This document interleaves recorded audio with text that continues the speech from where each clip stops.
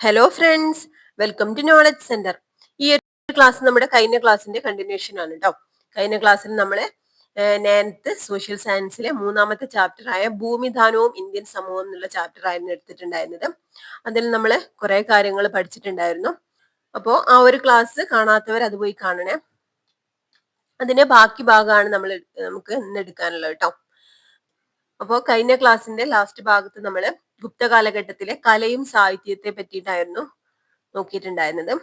അപ്പൊ ഇവിടം വരെ ആയിരുന്നു നമ്മൾ എടുത്തിട്ടുണ്ട് കേട്ടോ. ഓക്കെ, ഇനി നമുക്ക് ശാസ്ത്രം നോക്കാം. ഗുപ്തകാലത്ത് ശാസ്ത്ര ഗ്രന്ഥങ്ങളും രചിക്കപ്പെട്ടിരുന്നു. ഇവ പ്രധാനമായും ജ്യോതിശാസ്ത്രം, ഗണിതം, വൈദ്യശാസ്ത്രം എന്നീ മേഖലകളിലായിരുന്നു.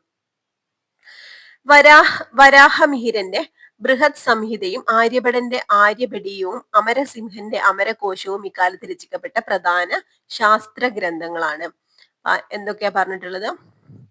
ഏതൊക്കെയാണ്?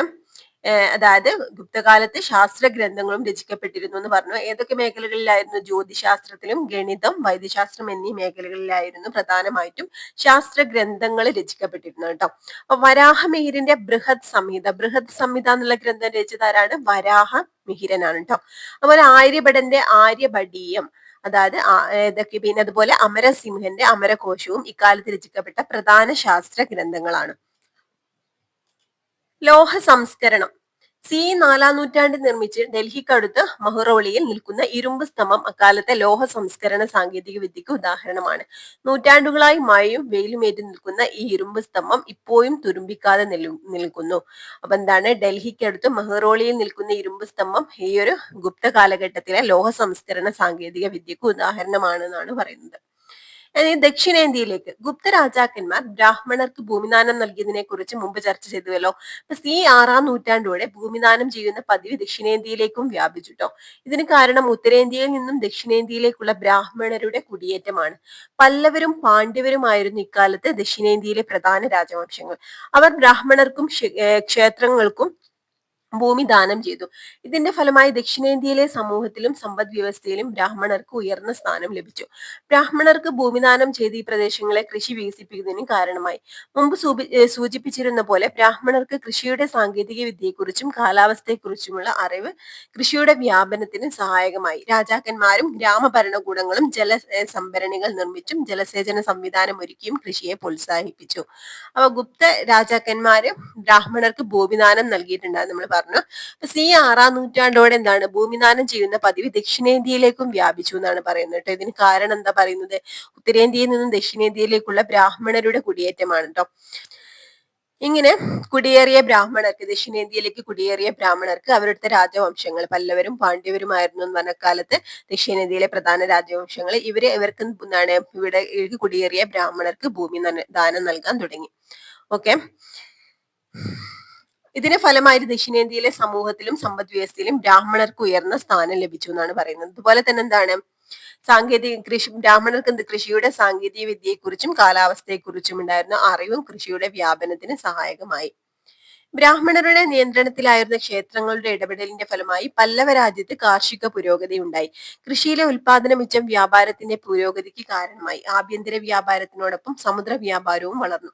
മഹാബലിപുരം പല്ലവരുടെ തിരക്കേറിയ തുറമുഖമായിരുന്നു. അപ്പൊ മഹാബലിപുരമായിരുന്നു പല്ലവരുടെ തിരക്കേറിയ തുറമുഖം. ഓക്കെ, നാഗപട്ടണമായിരുന്നു മറ്റൊരു തുറമുഖം. അപ്പൊ മഹാബലിപുരവും നാഗപട്ടണമായിരുന്നു പല്ലവരുടെ തിരക്കേറിയ തുറമുഖങ്ങൾ കേട്ടോ. ഇനി പാണ്ഡ്യരാജ്യത്തെ വ്യാപാരത്തിന്റെ സവിശേഷതയായിരുന്നു വണിക സമൂഹങ്ങൾ. വണിക സമൂഹങ്ങള് പാണ്ഡ്യരാജ്യത്തിന്റെ വ്യാപാരത്തിന്റെ സവിശേഷതയാണ് കേട്ടോ. ഉത്തരേന്ത്യയിൽ ശ്രേണികൾ അറിയപ്പെട്ട കച്ചവട കൂട്ടായ്മകൾ ദക്ഷിണേന്ത്യയിൽ വണിക സമൂഹങ്ങൾ എന്ന് അറിയപ്പെട്ടു. ഓരോ ഉൽപ്പന്നത്തിന്റെയും വ്യാപനത്തിൽ ഓരോ വണിക സംഘം ശ്രദ്ധ കേന്ദ്രീകരിച്ചു. അപ്പൊ വണിക സമൂഹങ്ങൾ നമ്മൾ പറഞ്ഞു എന്തായിരുന്നു? പാണ്ഡ്യരാജ്യത്തെ വ്യാപാരത്തിന്റെ സവിശേഷതയായിരുന്നു എന്ന്. അപ്പൊ ഉത്തരേന്ത്യയിൽ ശ്രേണികൾ എന്നറിയപ്പെട്ട കച്ചവട കൂട്ടായ്മകൾ ദക്ഷിണേന്ത്യയിൽ വണിക സമൂഹങ്ങൾ എന്നറിയപ്പെട്ടു ട്ടോ. ഓക്കെ, അപ്പൊ കച്ചവട കൂട്ടായ്മകളെയാണ് എന്ത് ശ്രേണികൾ എന്നും വണിക സമൂഹങ്ങളും ഒക്കെ പറയുന്നത്. അപ്പൊ ഉത്തരേന്ത്യയിൽ ശ്രേണികൾ എന്നാണ് അറിയപ്പെട്ടിരുന്നത് കച്ചവട കൂട്ടായ്മകളെ. ദക്ഷിണേന്ത്യയിലേക്ക് വണിക സമൂഹങ്ങൾ എന്നാണ് കേട്ടോ. അപ്പൊ ഓരോ ഉൽപ്പന്നത്തിന്റെയും വ്യാപാരത്തിൽ ഓരോ വണിക സംഘം ശ്രദ്ധ കേന്ദ്രീകരിച്ചു. ഇനി നാഗരത്താർമാർ വ്യാപാരികളായിരുന്നു. അപ്പൊ ഓക്കെ, നാഗരത്താർ എന്ന് പറഞ്ഞാൽ എന്താണ്? വ്യാപാരികളെ നാഗരത്താർ എന്നാണ് പറയുന്നത് കേട്ടോ. അപ്പൊ കുരുമുളക്, ചന്ദനം, സ്വർണം, മുത്ത് എന്നിവയായിരുന്നു പാണ്ഡ്യരുടെ പ്രധാന കയറ്റുമതി ഇനങ്ങൾ. കോർക്കൈ, കായൽ പട്ടണം, പെരിയ പട്ടണം മുതലായവ തുറമുഖങ്ങൾ വഴി റോമൻ, ഗ്രീക്ക്, ചൈനീസ്, അറബി വ്യാപാരികളുമായി പാണ്ഡ്യർ കച്ചവടം നടത്തിപ്പോന്നു. കൃഷിയുടെ വ്യാപനവും വ്യാപാര വളർച്ചയും വ്യത്യസ്ത തൊഴിലുകളും പല്ലവ പാണ്ഡ്യ രാജ്യങ്ങൾക്ക് നികുതി മാർഗങ്ങളായി മാറി. ഭൂനികുതിയായിരുന്നു പ്രധാനം. ഇത് വിളവിന്റെ എന്താണ് 1/10 മുതൽ 1/6 വരെ നൽകണമായിരുന്നു. വ്യത്യസ്ത തൊഴിലുകൾ ചെയ്യുന്നവർക്ക് നികുതി അടയ്ക്കണമായിരുന്നു. ക്ഷേത്രത്തിനും ദാനം ചെയ്യപ്പെട്ട ബ്രഹ്മദേയം, ബ്രാഹ്മണർ താമസമാക്കിയ അഗ്രഹാരം എന്നിവയ്ക്ക് ഭൂനികുതി ഒഴിവാക്കിയിരുന്നു. ഓക്കെ, അപ്പൊ എന്താണ് ഈ ഒരു പല്ലവ പാണ്ഡ്യ രാജവംശങ്ങളെ പിന്നെന്താണ് ഭരണത്തെ കുറിച്ചാണ് പറയുന്നത്.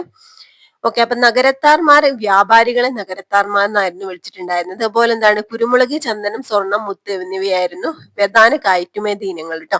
അതുപോലെ കോർക്കൈ, കായൽപട്ടണം, പെരിയപട്ടണം ഒക്കെ എന്ന അവിടുത്തെ തുറമുഖങ്ങളായിരുന്നു. ഓക്കെ, ഈ തുറമുഖങ്ങൾ വഴി റോമൻ, ഗ്രീക്ക്, ചൈനീസ്, അറബി വ്യാപാരികളുമായി പാണ്ഡ്യര് കച്ചവടം നടത്തി പോന്നിരുന്നു. അതുപോലെ തന്നെ കൃഷിയുടെ വ്യാപനവും വ്യാപാര വളർച്ചയും വ്യത്യസ്ത തൊഴിലുകളും പല്ലവ പാണ്ഡ്യ രാജ്യങ്ങൾക്ക് നികുതി മാർഗങ്ങളായി മാറിയെന്നാണ് കേട്ടോ. അപ്പൊ കൃഷിയുടെ വ്യാപനത്തോടെ വ്യാപാര വളർച്ചയൊക്കെ എന്താണ് വ്യത്യസ്ത തൊഴിലുകളും ഒക്കെ പല്ലവ പാണ്ഡ്യ രാജ്യങ്ങൾക്ക് നികുതി മാർഗമായിട്ട് മാറി. അപ്പൊ ഭൂനികുതി ആയിരുന്നു കേട്ടോ പ്രധാനം. ഇത് വിളവിന്റെ എന്താണ് 1/10 മുതൽ 1/6 വരെ നൽകണമായിരുന്നു, ഭാഗം വരെ നൽകണമായിരുന്നു. ഓക്കെ, അതുപോലെ ക്ഷേത്രത്തിന് ദാനം ചെയ്യപ്പെട്ട ബ്രഹ്മദേയം, ബ്രാഹ്മണർ താമസമാക്കിയ അഗ്രഹാരം എന്നിവയ്ക്ക് ഭൂനികുതി ഒഴിവാക്കിയിരുന്നു. ബ്രഹ്മസം അഥവാ ബ്രഹ്മദേയം ഒരു കൂട്ടം ബ്രാഹ്മണർക്ക് ദാനമായി നൽകുന്ന ഭൂമിയെ ബ്രഹ്മദേയം എന്ന് വിളിക്കുന്നു കേട്ടോ. ഓക്കെ, അതുപോലെ അഗ്രഹാരം എന്താ? ബ്രാഹ്മണ ഗ്രാമങ്ങൾ അഗ്രഹാരങ്ങൾ എന്നറിയപ്പെടുന്ന ഗ്രാമങ്ങളെയാണ് അഗ്രഹാരങ്ങൾ എന്ന് പറയുന്നത് കേട്ടോ. ഓക്കെ, ദേവസ്വം അഥവാ ദേവദാനം എന്താ? ദേവന് അഥവാ ക്ഷേത്രത്തിന് ദാനം ചെയ്യപ്പെട്ട ഭൂമിയാണ് ദേവദാനം എന്ന് വിളിക്കപ്പെട്ടു. ക്ഷേത്ര നടത്തിപ്പുകാരാണ് ഈ ഭൂമിയും നോക്കി നടത്തിയിരുന്നത്. അപ്പൊ ഈ മൂന്നും പഠിക്കട്ടോ. ഏതൊക്കെയാണ്? ബ്രഹ്മസ്വം അഥവാ ബ്രഹ്മദേയം എന്ന് പറഞ്ഞാൽ എന്താണ്? ഒരു കൂട്ടം ബ്രാഹ്മണർക്ക് ദാനമായി നൽകുന്ന ഭൂമിയാണ് ബ്രഹ്മദേയം അല്ലെ ബ്രഹ്മസ്വം എന്ന് പറയുന്നത്. അഗ്രഹാരം എന്താണ്? ബ്രാഹ്മണ ഗ്രാമങ്ങളാണ് അഗ്രഹാരങ്ങൾ എന്നറിയപ്പെട്ടത്. ദേവസ്വം എന്ന് പറഞ്ഞാൽ ദേവൻ അഥവാ ക്ഷേത്രത്തിന് ദാനം ചെയ്യപ്പെട്ട ഭൂമിയാണ് ദേവസ്വം അഥവാ ദേവദാനം എന്ന് പറയുന്നത്. ഇനി ഇവിടെ നമുക്ക് ദക്ഷിണേന്ത്യയിലെ സാമൂഹിക സാംസ്കാരിക ജീവിതത്തെ പറ്റി ചർച്ച ചെയ്യാന്ന് പറയുന്നുണ്ട്. പല്ലവ പാണ്ഡ്യ പ്രദേശങ്ങളിലെ സമൂഹം ജാതി വ്യവസ്ഥയിൽ അധിഷ്ഠിതമായിരുന്നു. ബ്രഹ്മദേയങ്ങൾ എന്ന പേരിൽ ധാരാളമായി ഭൂമിദാനം ലഭിച്ച ബ്രാഹ്മണർ സമ്പന്നരും സമൂഹത്തിൽ ഉന്നത സ്ഥാനമുള്ളവരുമായിരുന്നു. കീഴ്ജാതികളായ കണക്കാക്കപ്പെട്ടവർ പല ആവശ്യതകളും അനുഭവിച്ചിരുന്നു. വർണ്ണവ്യവസ്ഥയ്ക്ക് പുറത്തുള്ള വിഭാഗങ്ങളായിരുന്നു. പല്ലവ പാണ്ഡ്യ ദേശങ്ങളിൽ ഗ്രാമ സ്വയംഭരണം നിലനിന്നിരുന്നു. ഗ്രാമ കോടതികളും ഉണ്ടായിരുന്നു. വിദ്യാഭ്യാസം, നീതിന്യായം എന്നിവ നടപ്പാക്കലും ഒരുമിച്ച് കൂടി ചർച്ച ചെയ്ത് തർക്കങ്ങൾ തീർപ്പാക്കലും ഉണ്ടായിരുന്നു. ഇവയിലൊന്നും തന്നെ രാജാക്കന്മാർ ഇടപെട്ടിരുന്നില്ല. ആചാരങ്ങൾ, ആരാധനക്രമങ്ങൾ, ജാതി നിയമങ്ങൾ ഇവയിലും രാജാക്കന്മാർ കൈകടത്തിയിരുന്നില്ല. ഇതിലൊക്കെ എന്തായിരുന്നു? ആർക്കായിരുന്നു ഇതിലൊക്കെ പ്രാധാന്യമുള്ളത്? ബ്രാഹ്മണർക്കായിരുന്നു കേട്ടോ. നിങ്ങൾ മുൻ പാഠഭാഗത്ത് പരിചയപ്പെട്ട ജൈനമതവും ബുദ്ധമതവും പല്ലവരുടെ കാലത്തിന് മുൻപ് ദക്ഷിണേന്ത്യയിൽ വളരെ സജീവമായിരുന്നു കേട്ടോ. എന്നാൽ ബ്രാഹ്മണരുടെ അധികാരം വളർന്നതോടെ ഈ മതങ്ങൾ ക്ഷയിച്ചു. പല്ലവരും പാണ്ഡ്യരും ശൈവ വൈഷ്ണവ ക്ഷേത്രങ്ങൾ നിർമ്മിക്കുകയും ഭക്തി പ്രസ്ഥാനത്തെ പ്രോത്സാഹിപ്പിക്കുകയും ചെയ്തു. ബ്രാഹ്മണ മതത്തിന്റെയും ഭക്തിയുടെയും ആശയങ്ങളാണ് അക്കാലത്തെ ദക്ഷിണേന്ത്യൻ സാഹിത്യത്തിന് പ്രതിഫലിച്ചത്.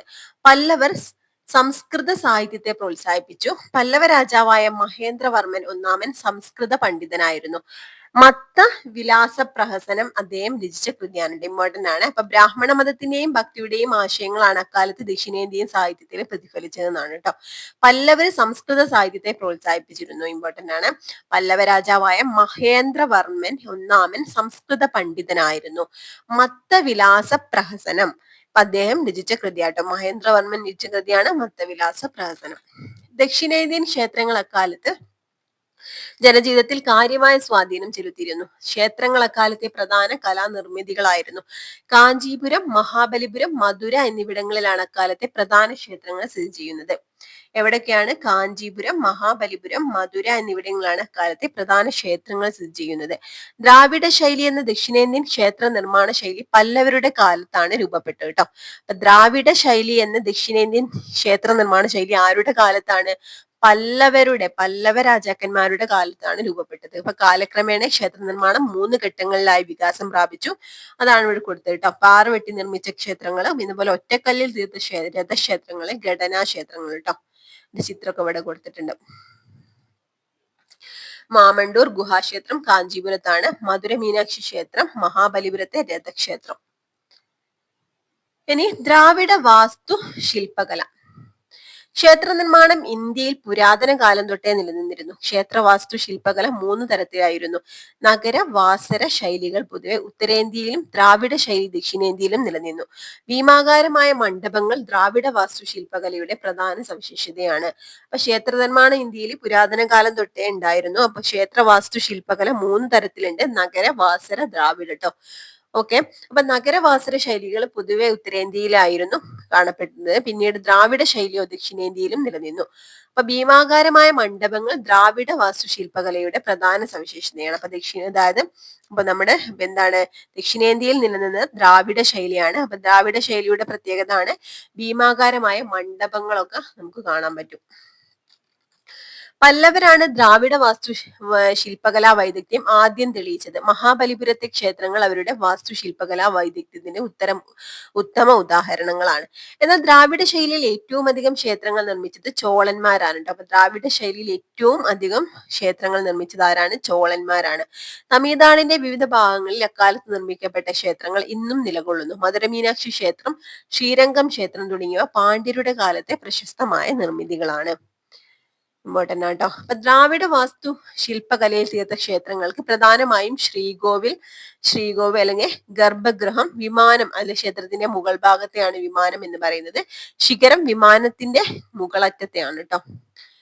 ഓക്കെ, അതായത് പിന്നെ മണ്ഡപം, പ്രദക്ഷിണ പദം എന്നിവയൊക്കെ ഉണ്ടാവും. അപ്പൊ ഭീമാകാരങ്ങളായ പ്രവേശന കവാടങ്ങൾ, ഉയർന്ന ഗോപുരങ്ങൾ, അലങ്കാരമായി കൊത്തിവെച്ച ആനകൾ, കുതിരകൾ, വ്യാളിമുഖങ്ങൾ എന്നിവ ദ്രാവിഡ ശൈലിയുടെ സവിശേഷതകളാണ്. ഈ ക്ഷേത്രങ്ങളുടെ ചുമരുകളിൽ അസാമാന്യ വൈദഗ്ധ്യത്തോടെ ഇതിഹാസ പുരാണങ്ങളിലെ കഥകളും കഥാപാത്രങ്ങളും അതിസൂക്ഷ്മമായി കൊത്തിവെച്ചിട്ടുണ്ട്. ഓക്കെ, ഇതൊക്കെ ഒന്ന് ജസ്റ്റ് നോക്കട്ടോ, ഇമ്പോർട്ടന്റ് ആണ്. അടുത്തത് മഹാബലിപുരം. ഈ കാലഘട്ടത്തിലെ ഏറ്റവും ശ്രദ്ധേയമായ ക്ഷേത്രങ്ങളും കല്ലിൽ കൊത്തിയ ചിത്രങ്ങളും കാണാവുന്നത് തമിഴ്നാട്ടിലെ മഹാബലിപുരത്താണ് കേട്ടോ. മാമല്ലപുരം എന്നും കൂടി അറിയപ്പെടുന്ന മാമല്ലപുരം എന്നറിയപ്പെടുന്നത് മഹാബലിപുരാണ്. അറിയപ്പെടുന്നത് ബംഗാൾ ഉൾക്കടലിന്റെ തീരത്ത് സ്ഥിതി ചെയ്യുന്നു കേട്ടോ. അപ്പോ ബംഗാൾ ഉൾക്കടലിന്റെ അടുത്താണ് എന്ത് സ്ഥിതി ചെയ്യുന്നത്? മഹാബലിപുരം. ഓക്കെ, ഒറ്റക്കല്ലുകളിൽ തീർത്ത പഞ്ചപാണ്ഡവരെ സൂചിപ്പിക്കുന്ന 5 രഥക്ഷേത്രങ്ങളും കടൽ തീരത്ത് നിർമ്മിച്ച ഷോർ ടെമ്പിളും പല്ലവ വാസ്തുശില്പകലയുടെ മികച്ച ഉദാഹരണങ്ങളാണ്. പാറയിലെ കൊത്തുപണികളായ അർജുന തപസ്, സുരമർദ്ദനം എന്നിവ പല്ലവ കലയുടെ മറ്റു ഉദാഹരണങ്ങളാണ്. യുനെസ്കോ പൈതൃക നഗരമായ മഹാബലിപുരത്തെ അംഗീകരിച്ചിട്ടുണ്ട്. ഇപ്പൊ യുനെസ്കോ പൈതൃക നഗരമായിട്ട് മഹാബലിപുരത്തെ അംഗീകരിച്ചിട്ടുണ്ട് കേട്ടോ. മാമല്ലപുരം എന്നറിയപ്പെടുന്നത് മഹാബലിപുരാണ്. അതുപോലെ ബംഗാൾ ഉൾക്കടലിന്റെ തീരത്താണ് സ്ഥിതി ചെയ്യുന്നത് കേട്ടോ. ഓക്കെ, അപ്പൊ ഇവിടുത്തെ പ്രത്യേകത എന്താണ്? പഞ്ചപാണ്ഡവരെ അതായത് ഒറ്റക്കല്ലുകളിൽ തീർത്ത പഞ്ചപാണ്ഡവരെ സൂചിപ്പിക്കുന്ന 5 രഥക്ഷേത്രങ്ങളും കടൽ തീരത്ത് നിർമ്മിച്ച ഷോർ ടെമ്പിളും പല്ലവരുടെ വാസ്തുശില്പകലയുടെ മികച്ച ഉദാഹരണങ്ങളാണ് എന്നാണ് പറയുന്നത്. ഓക്കെ, അപ്പൊ ഇത്രയാണ് നമ്മുടെ ഈ ഒരു ചാപ്റ്ററിൽ പറയുന്നത് കേട്ടോ. കുറെ കാര്യങ്ങളൊക്കെ ഇമ്പോർട്ടന്റ് ആയിട്ടുള്ളതുണ്ട്, അതൊക്കെ ഒന്ന് നോട്ട് ചെയ്ത് പഠിക്കട്ടോ. അപ്പൊ കഴിഞ്ഞ ക്ലാസ് കാണാത്തവർ അത് കണ്ടിട്ട് ഇത് കാണാൻ ശ്രമിക്കാം. Okay friends, thank you.